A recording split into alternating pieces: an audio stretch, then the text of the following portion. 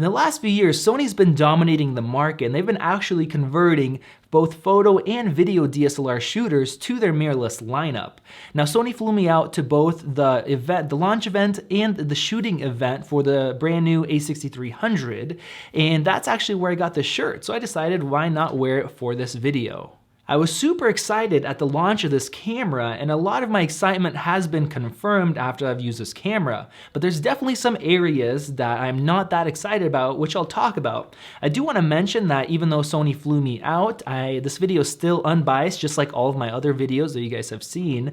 I'm not getting paid for this. I've never been paid by any camera manufacturers.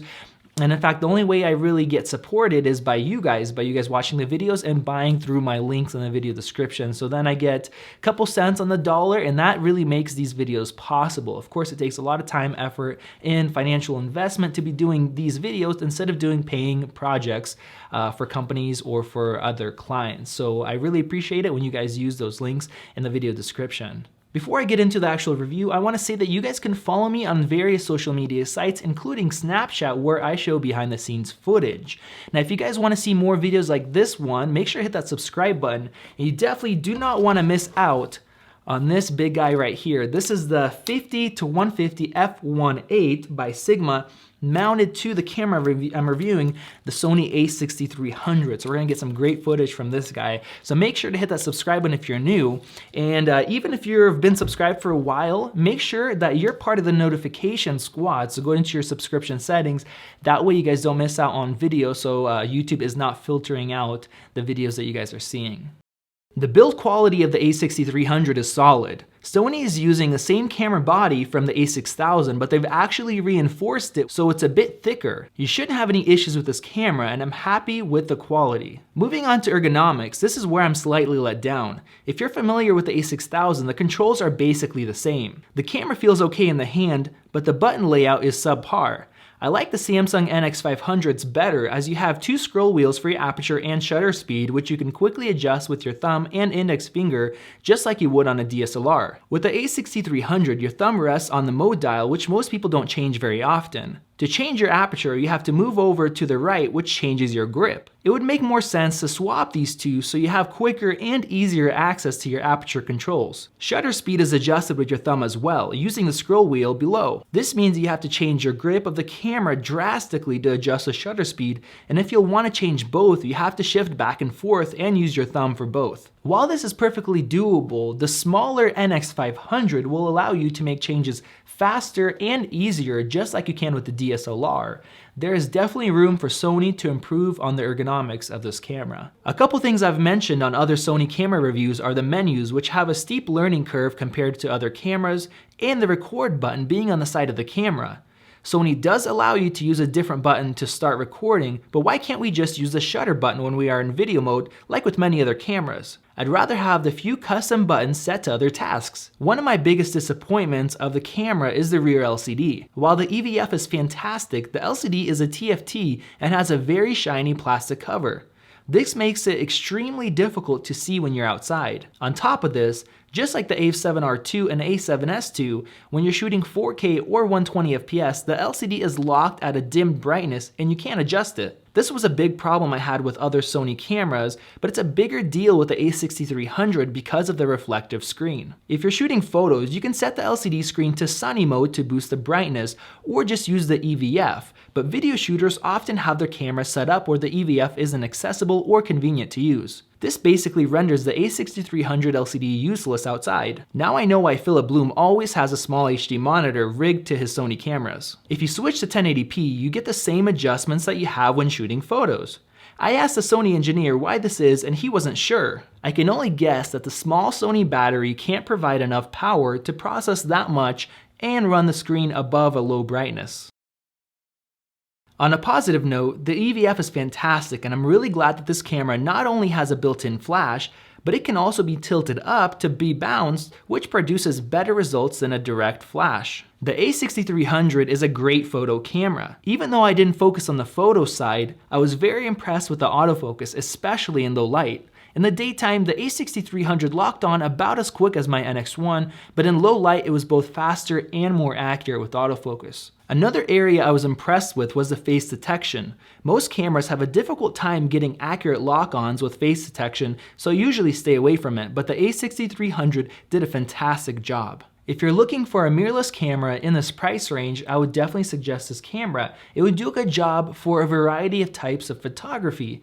I used to shoot wedding photography, and even though this wouldn't be my first pick, I know if I had to use it for a wedding, I would definitely get great results. At the announcement of this camera, I had two questions. Will it shoot 4K without cropping the sensor, and will it overheat? One question was answered quickly and the other took some time to figure out, but we'll talk about that later. Starting off with the first question, yes, it does shoot 4K with a full sensor without cropping if you're in the 24 FPS mode. What it actually does there is it takes a full sensor readout and it super samples all the information, 6K worth of information, into a 4K file. Now this is similar to what the NX1 does, and it provides a really high level of detail. If you really want to see a shocking video, check out Digital Rev's comparison of the A6300 to the A7S II. The detail level is really shocking. Now I shot a music video with this camera and I'm gonna have a link in the video description where you guys can find that and check it out if you want to see some more samples of the video quality. The A6300 does crop if you want to shoot 4K at 30 FPS, but it's a slight crop, nothing like some of the recent cameras that are much more expensive, such as the D500, D5, and 1DX Mark II. You do have a full sensor readout in 1080p modes up to 60 FPS and a slight crop if you shoot 120 FPS 1080p. Now there's multiple benefits of super sampling 6K into 4K, but there are also downsides. The biggest one being rolling shutter. Yes, this camera sucks in regards to this. If you want to shoot full sensor 4K handheld, you better use a wide lens, preferably with image stabilization, or else you'll see rolling shutter from your handshake. Now with this in mind, most people shouldn't be shooting handheld anyways, so if you're using a monopod or a tripod, you'll have good usable results as long as you aren't trying to pan 180 degrees as fast as you can. If you check out my footage on the A6300, I have a lot of shots with fairly fast panning, some without IS, and the rolling shutter isn't very apparent. If you need better rolling shutter performance for specific shots, the 4K 30 FPS mode is a bit better, and the 1080p modes have almost no rolling shutter.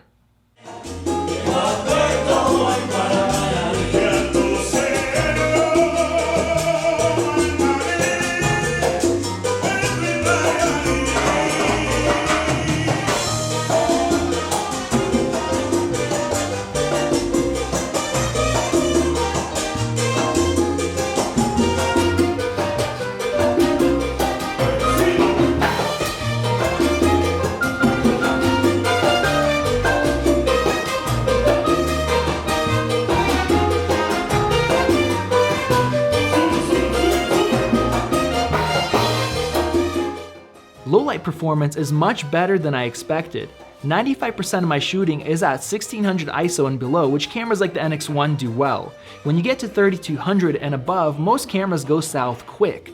Even if the noise is acceptable, you definitely notice detail loss, and your 4K footage is basically turned into 1080p. This is where the A6300 shines. You can shoot up to 64 ISO and still have good detail that keeps your 4K footage looking like 4K. 12,800 ISO is usable, and if you really need it, 25,600 is available and can be used if you need to get the shot and don't care about quality. Looking at low light, compared to the $5,600 Sony FS5, the A6300 spanks it, even though they have the same sensor size. Video autofocus is one of the best in a large sensor camera, and it tracks quickly without the back and forth focus shifting of other cameras because of its phase detection. This is one area that Sony got right, and it does a great job for run and gun shooting. You can set it to pick up any face, but if you're shooting in a crowd, it can shift focus points to other faces. So for this type of shooting, register the face you want to track and set it up to follow registered faces only. The Sony A7R II also uses phase detection, but it's a bit slower and can sometimes hump back and forth randomly, where this camera is much more solid. If you're still one of the shooters that think video autofocus is for amateurs, you may want to rethink that. Listening to other camera reviewers that shoot video professionally, more and more of them confess to using video autofocusing features as they become more reliable. Video autofocus is great for certain uses like gimbals, which is where this camera really shines. With autofocus this good, I really wish this camera had a touchscreen. If you've used Canon's dual pixel autofocus or the Samsung NX1, you'll know how convenient it is to be able to touch an object or a person and have the camera track them. It's also nice to be able to shift focus between two different objects. Now this camera already allows you to adjust the focusing speed and the responsiveness, so having this touchscreen would really be an extra feature that would be really useful when you're recording video. Surprisingly, the A6300 comes with S-Log 2 and 3, which will maximize your dynamic range, but will require more work in post. I would try to stay away from them unless you really need that couple extra stops of dynamic range and you know what you're doing, or you're trying to match footage from a camera like the FS7. Both S-Logs shoot at ISO 800 compared to 1600 with the A7S II, which is helpful with a smaller sensor. In addition, I was surprised by at this price point is the Gamma Display Assist that shows you a contrasty image when shooting S-Log, which makes it a lot easier to focus and see what you're shooting. I prefer shooting Cine 4 picture profile, which has a base ISO of 200. This reduces noise and the need for ND and allows quicker project turnaround time while improving the flexibility and dynamic range of your footage compared to a standard picture profile. The 4K image quality is fantastic. The shots look really detailed and they are not over sharpened out of the camera. The 1080p shots are a bit soft because the camera has to throw away quite a bit of detail from a 20 megapixel readout to make a 1.9 megapixel file. I suggest shooting 4K and downsampling for better results if you want the most detailed 1080p. The A6300 surprisingly comes with a 120 FPS 1080p recording. The image is slightly softer than shooting 1080p at 30 FPS, and it's also slightly cropped in from the full sensor, but nothing like the huge 2.2 times crop in the A7S II, which turns that full frame camera into a less than micro four thirds one. The 120 FPS mode can record audio and has full autofocusing capabilities as well. You also don't get short buffer for the slow motion, but a full 30-minute recording just like any other mode, meaning you can shoot 120 FPS and decide what you slow down in post. One feature that's regrettably missing is a headphone jack. Now this is definitely done on purpose because Sony needs to differentiate this really awesome $1,000 camera from its $3,000 camera. So it kind of makes sense, but it does suck not having one. If this camera did have a headphone jack, there'd be a lot of people that would actually get this camera instead, so they'd be losing money. Now personally, I don't use a headphone jack out very often. I'm almost always recording externally. So right now I have a shotgun mic above me and I have a Zoom H6 that it's plugged into. But if you're one of the people that needs to use this, there's a couple options that won't fix this problem, but it definitely helps. So I'll have a couple links in the video description you guys could check out for microphones that have a headphone jack out, and a couple adapters that will allow you to plug in different mics and also have a headphone out jack. So make sure you check that out. Now let's talk about overheating. When I initially tested the camera at Sony's event in Miami, I had no overheating issues.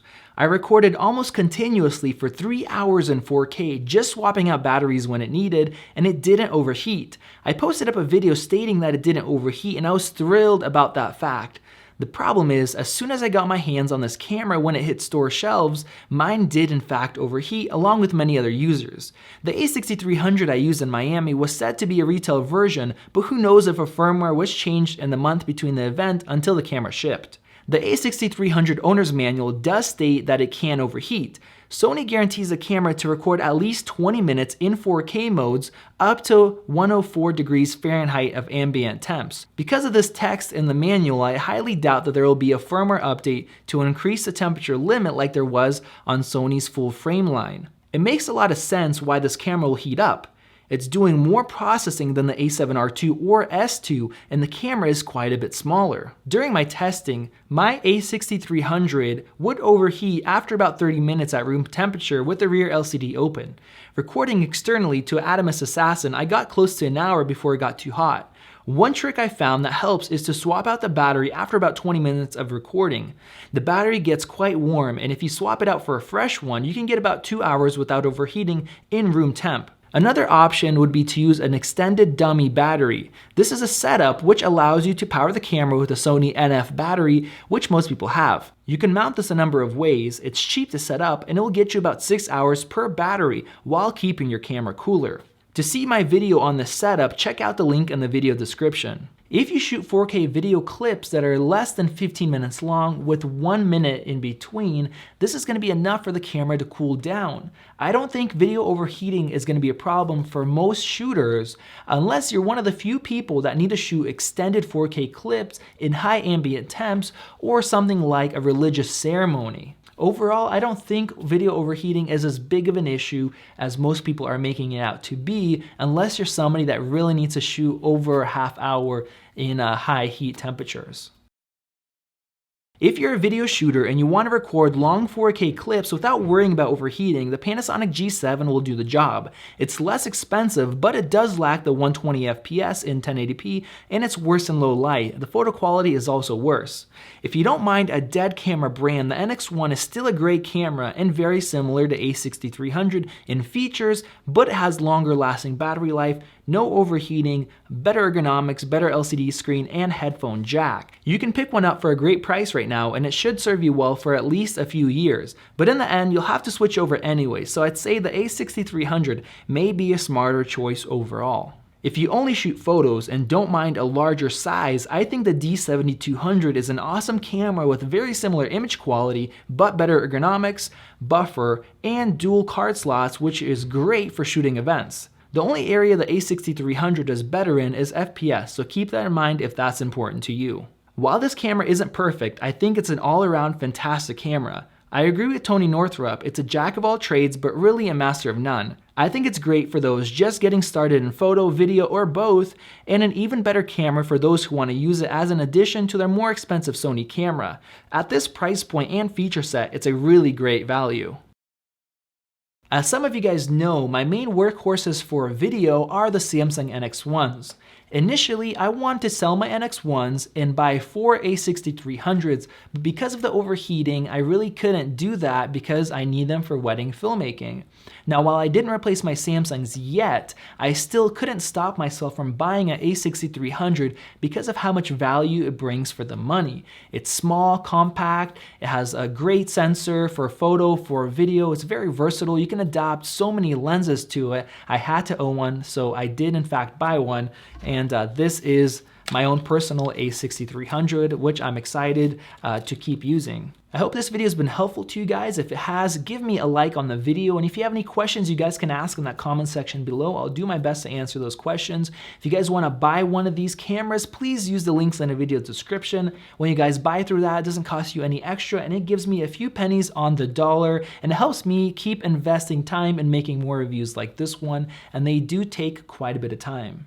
Thank you guys for watching this video. If you guys enjoyed it, give me a like on the video. And if you have any questions, ask in that comment section below. I'll do my best to answer them. If you guys want to see more videos like this one, hit that subscribe button. You definitely don't want to miss out on the review of this beast of a lens mated to the A6300. If you're subscribing or if you've already been subscribed, make sure to change your subscriber settings so you can be part of the notification squad. YouTube has been filtering out videos and not showing all the videos that you're subscribed to. So make sure you change that setting so you guys don't miss out on future videos like this one here. Thank you guys for watching. I will see you guys in the next video.